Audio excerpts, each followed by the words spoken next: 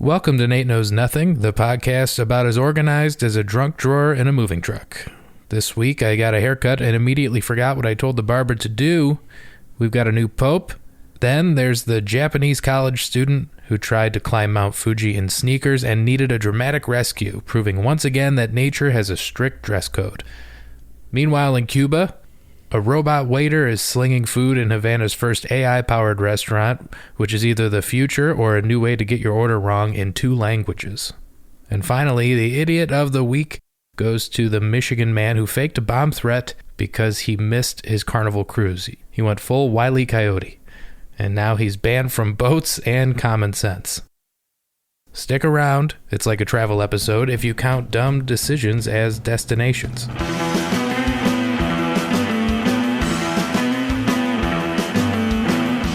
That's right, this is Nate Knows Nothing. Hope everyone's doing well. Hope you're having a good week. My week's been all right. Before we get into it, I got to tell you, I got a haircut yesterday. And, this is one thing that, it's not that I don't care about how I look, really, but I don't have the budget to maintain like a cool haircut, I can't keep it short. If I have short hair, I got to go get a haircut once every couple of weeks. I don't know. I can't afford that. So ever since the pandemic, I've had kind of long hair and I've always just kind of dealt with it.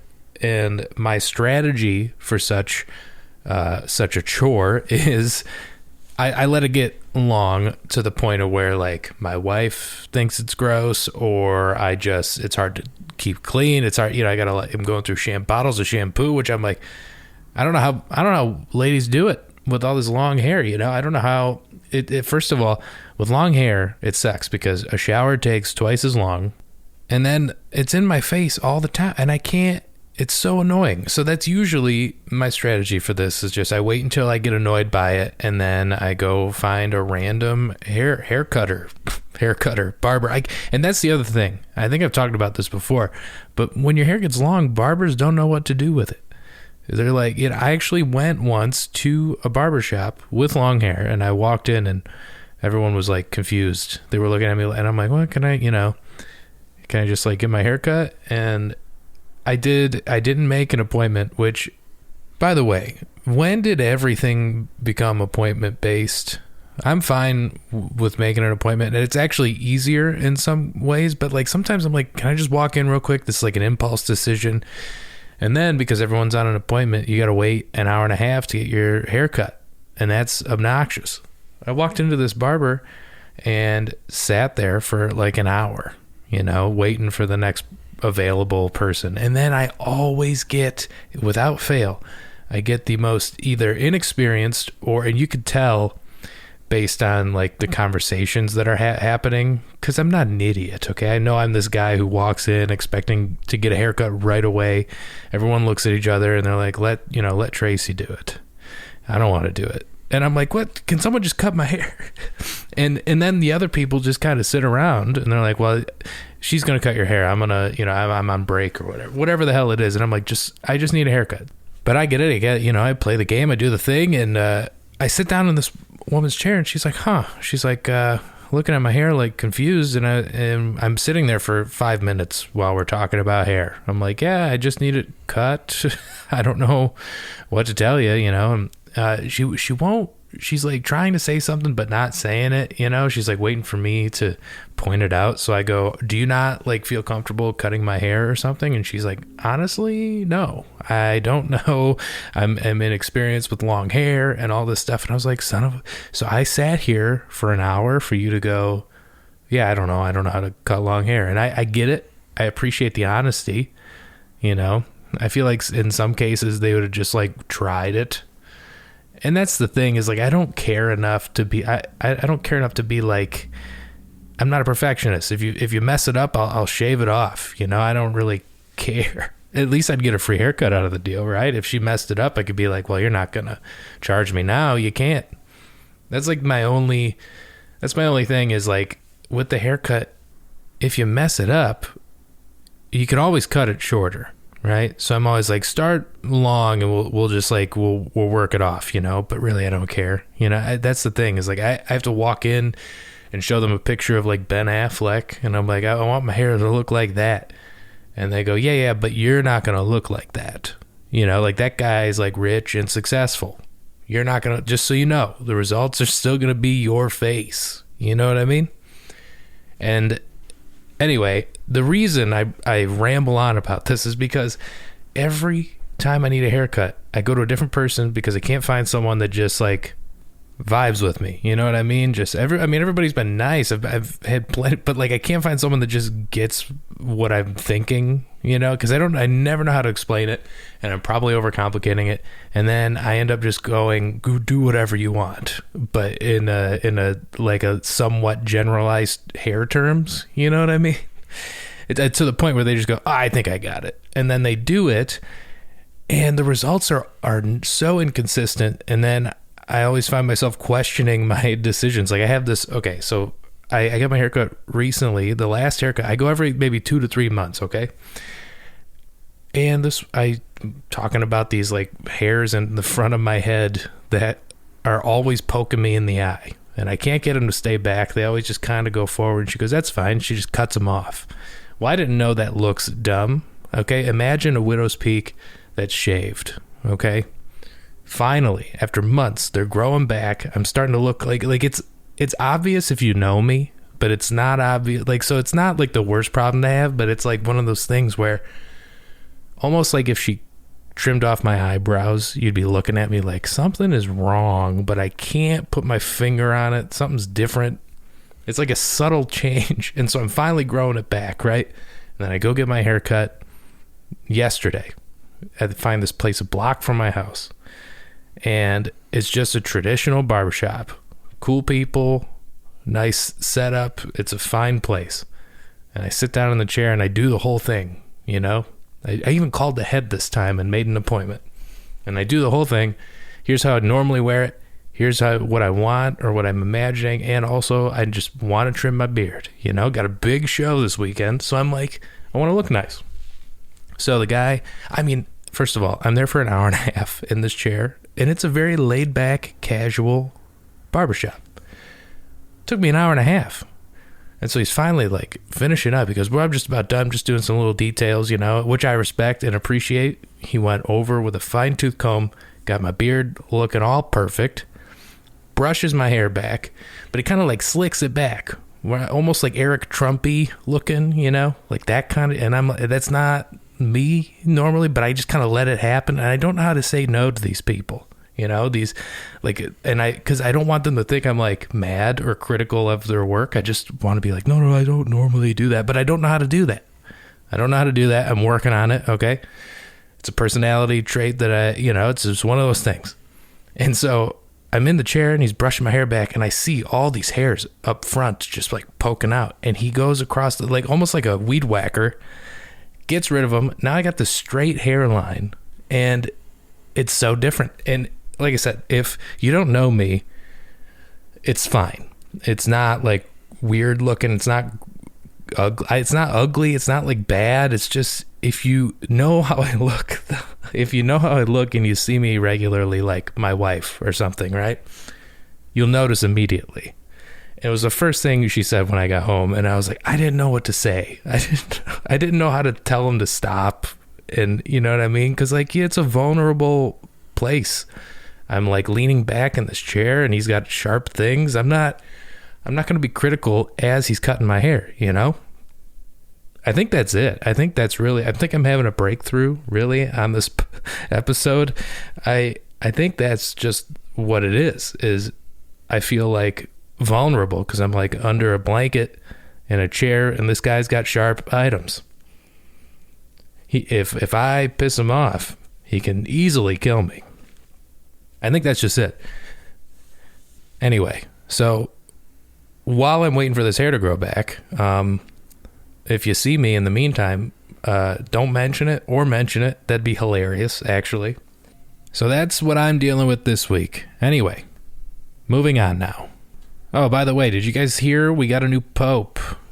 And I know that only matters if you're, but the thing is, it matters to everybody in a way because they are a global leader So I guess it does affect people who don't even follow. But man, he's the first American Pope, which I think is hilarious. First of all, I can't believe we've gone this far without an American Pope, but I also can, you know what I mean? And also he's he's like born here, which is funny. He could probably still run for president, which would be hilarious.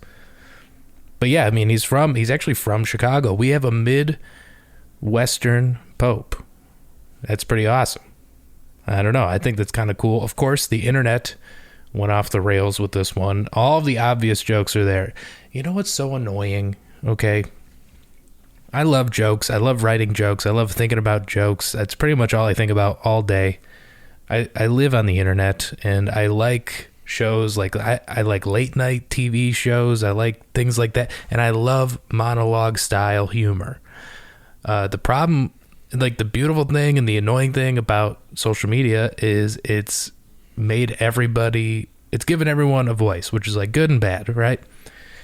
I mean, within 30 seconds, 1 million tweets, all of them the same rehash of the same joke.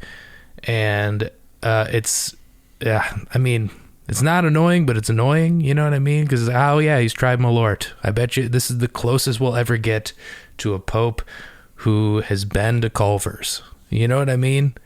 That Midwestern style, all those like jokes that you're thinking of.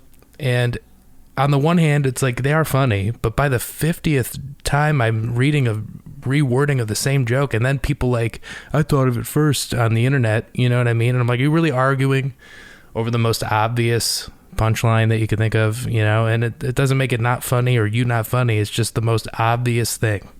I'll be honest though, the concept of a conclave is kind of fun. You know, I mean, in the circumstance that the Cardinals are in, where they have to like lock themselves in, you know, and we all saw the movie, right? You saw the movie. I love the concept of we all hang out until we pick a new person. That's fun to me. But it's such a ritual in that like it's a private thing that none of us normal folks are allowed to know about what happens inside. And I'm like, man, there's got to be some fun, right? They got to have like okay, we go vote. And then they went the first day, they didn't pick them. And how do you not vote for yourself? That's what I want to know. Because, you know, they all think they could, right? Like, why wouldn't you? It's kind of sweet to be in the running. Any cardinal could become the pope, technically, right? Sure, you have your front runners, you have people. It's like any other industry, really, where you're just kind of like, this guy's one of the best, right? So we got to elect him, right? But, you know, there's got to be a little ego involved. And they say there isn't, right? Because they're all priests and they're all cardinals and they're religious and they're quote unquote men of God, right? So of course they're not going to admit to having an ego, but you know, some of them are like, I'm going to vote for myself just so I could say that I've gotten a vote for Pope. It's the closest you'll ever get in some cases, right? And I know there's also that feeling of like, you're like the last person anyone would vote for. You know, there's one cardinal that's like, just who are you? You're here, you know, and like that person doesn't get any votes every year or every time there's a conclave. Which lately, I feel like in my life, this will be I guess this will be like the third pope. You know, in my short life, that's crazy. Usually, this stuff, it'll last like decades, but it's pretty crazy. Anyway, there's a new pope. Do whatever you want with that information. Really, if anything, it's just a nice conversation starter, depending on who you're starting that conversation with. So do with that what you will. Now that we got the big news out of the way, let's get to some like real stories. How about that? I don't know if you hear about this. Like Jay Leno with it. Let's head to Japan for our next story, where a college student decided to climb Mount Fuji in sneakers, and spoiler alert, it did not go well. And I'm talking like helicopter rescue levels of not well. First of all, this is something that terrifies me, and not Mount Fuji or hiking. I don't know. I don't think I'll ever be in this situation. That's like something I can pretty confidently say is I'll never need helicopter rescue from a mountaintop. But at the same time, I understand going hiking in sneakers. I would be the idiot not buying boots. I don't know what the temperature is. I'm not doing any research. If I decide to hike Mount Fuji, okay, I'm just going to do it in whatever I'm wearing. And that's why, and see, the thing is, I'm self-aware enough to know this about myself, okay? And that's why I'll never end up in this situation.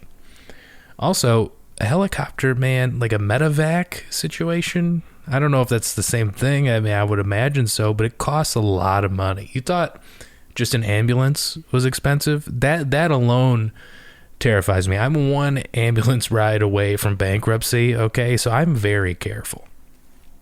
In fact, we went on our honeymoon, right? We went to, when you're leaving the country, when you're like not in, is particularly the United States, because this is the only place I've ever like lived where like I'm paying for health insurance, and like this is, you got to know what's going on with all that stuff before you make some decisions. I'm like, hey, we're leaving the country. We should make sure we have medevac insurance just in case, in case I like, drown in the ocean or something, and I need to be like shipped back here or something horrible happens. I get bit by a shark and I need like a private plane to the United States, that kind of stuff. And that is insane, right? That's an insane scenario.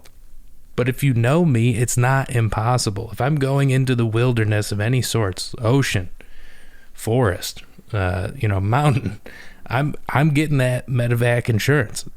And then I'll probably be, that's the thing, is that's probably the main thing that's holding me back, is I don't want to need a rescue. I don't want to be that guy, okay? I know what I look like. Corny, white, Midwestern American. I don't want to be that guy. I don't want to be a meme because I'm this like stupid American. But this kid, he's from Japan, so you think he would know a little more about the terrain, about what he's getting into, okay? A 19-year-old Japanese student tried climbing snowy Mount Fuji wearing basic sneakers, and he had to be airlifted near the summit. Rescue officials were like, bro, it's still winter up here. Yeah, like he must have thought Mount Fuji was just like a tall hill with vending machines. See, that's the thing, is like I would, I wouldn't even think twice about it. I mean, in my head, I dream of this. Like I want to be the person that isn't going to end up in this scenario, but I probably would be, also no gloves, like he's like, it's like a mall walker, you know what I mean? Like he's just, I'll put on my shoes and just going to go for a walk up the mountain. What's funny about this is like, so they had to like helicopter him out, right? So they had to like literally save him.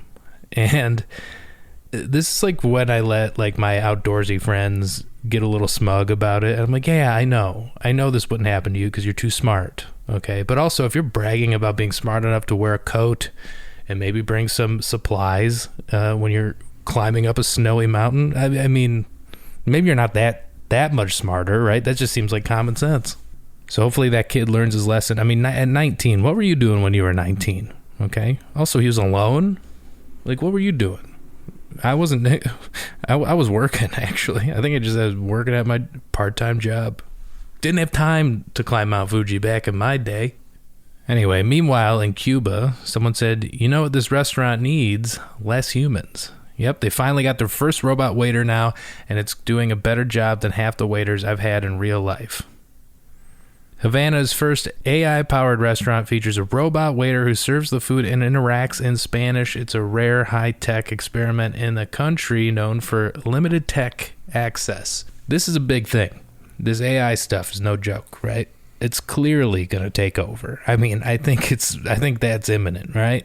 I don't know when, but it's going to happen. And, do we need like waiters coming around, like robot waiters? I mean, that's like cartoon stuff, right? That's like, you imagine that in silly cartoons and movies, and it's like, that's fun, robot walking around waiting tables. And I'm like, I mean, why even bother with those? I mean, I'll just go up to the counter, like why are we enforcing this stupid idea onto this, right? Like, other than the fact that you can go, holy crap, that's a robot. Like, I mean, don't get me wrong, I'd be blown away if that happened. But also, like, I don't want a robot waiting on me. I just think that's so strange. And we're going to do it. That's the thing about us humans, right? We're like, hey, we're going to create this technology that's going to basically make our lives worthless. But also, you're going to have horrible service by a robot. I guess is kind of like the self-driving cars thing. You're like, okay, who gets the DUI if I get pulled over in an accident with a self-driving car, right? Like if they screw up my order, do I really have to like argue with this robot about what I wanted on my burger? You know what I mean? Also, I probably wouldn't. I don't argue with humans about it. I usually just take it and I'll just eat it anyway. However it came, that's fine. If I had an allergy, I'd be like, it's fine. This is exactly what I wanted. I'm not sending this food back. I could never do that. And it's funny because like Cuba, I don't really imagine them having like the best internet access, right? Like it's like somehow these things are running around waiting tables. You would think that this would be an American innovation first. You think that's the first thing we'd do with AI. We haven't done that yet. We haven't created, like, it would be food related, right? We're such a fat country. I don't think, like, to invent or help accelerate AI, because that's kind of what this is, right? We're in a race to have the best AI. That's like the new arms race type thing, right? That's what we're doing. That's what all this is about. And you'd think we'd start with like, yeah, hey, this guy, this robot waits tables. Yeah. This robot will bring you food. Theoretically, it would be nice, right?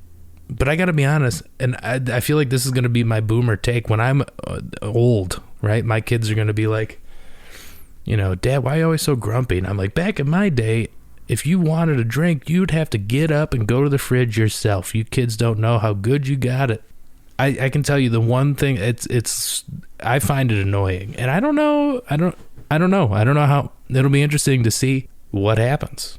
Why do we even need robot waiters in the first place? That's what I want to know. I'll just go up to the counter. We're already doing that with like kiosks in restaurants. You just kind of go in, you place your own order, which I kind of like. Not to be anti like worker, not to be like, yeah, now they don't have to pay a cashier or whatever. But like, I kind of like that. You place your own order.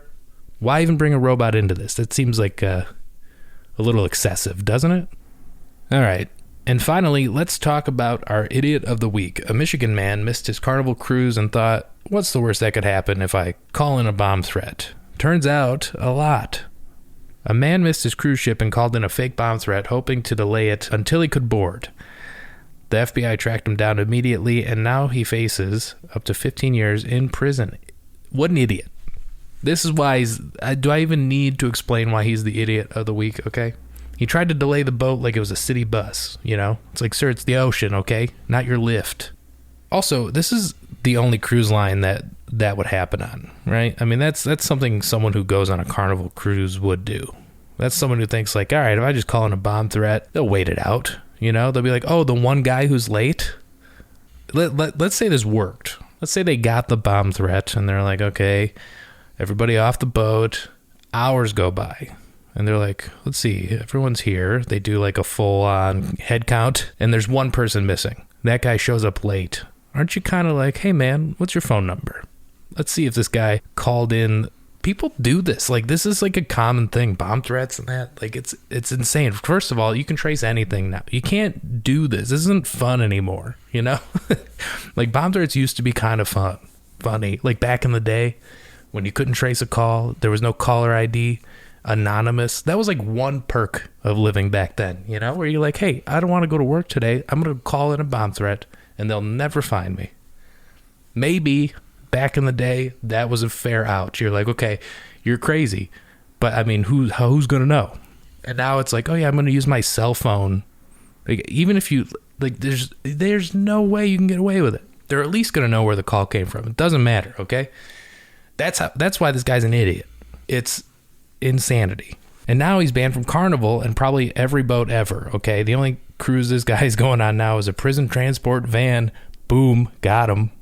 Honestly, I'd probably rather go to jail than a Carnival cruise, if I'm being honest. So maybe this guy made the right move. But also, I get it, man. If you work hard to save up money to go on a vacation like this, you deserve that vacation. But if you screw up and you're late, it's on you, bud. Now you got to punish everyone else on this cruise? Like, imagine being so desperate for shuffleboard and buffet shrimp, okay, that you risk federal prison.